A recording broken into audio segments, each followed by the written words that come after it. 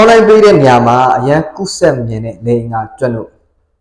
လိင်ငါကျွတ်လို့ယောဂကလိင်မဆင့်အဓိကကုဆက်တဲ့ယောဂဖြစ်ပြီးတော့မျိုးသားရောအမျိုးသမီးမှာပါဖြစ်ပွားနိုင်ပါတယ်။ပါဇက်ကနေလိင်ဆက်ဆန်တာစအိုကနေလိင်ဆက်ဆန်တာလိင်ငါချင်းချင်းထိတွေ့ရတဲ့အပါဝင်လိင်ဆက်ဆန်မှုအလုံးအကျုံးဝင်ပါတယ်။လိင်ငါကျွတ်လို့တိုင်းကတော့လိင်မဆင့်ကုဆက်စေတာမဟုတ်ပါဘူး။ close human contact လို့ခေါ်တဲ့အထိတွေ့ရနေတဲ့ကုဆက်နိုင်ပါတယ်။ဒါပြင်မိမိရဲ့တကိုယ်ရေးတန်ရှင်းမှုအားနည်းတာကြောင့်လည်းဖြစ်နိုင်ပါတယ်။ဒီမှာလိင်ငါကျွတ်လို့ယောဂဖြစ်နိုင်ခြင်းအများဆုံးလေ။လိင်ဆက်ဆန်ပေါ်များတဲ့သူတွေ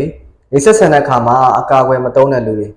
HIV AIDS လိုမျိုးလိင်မဆင့်ကုဆက်တဲ့ယောဂရှိတဲ့လူတွေ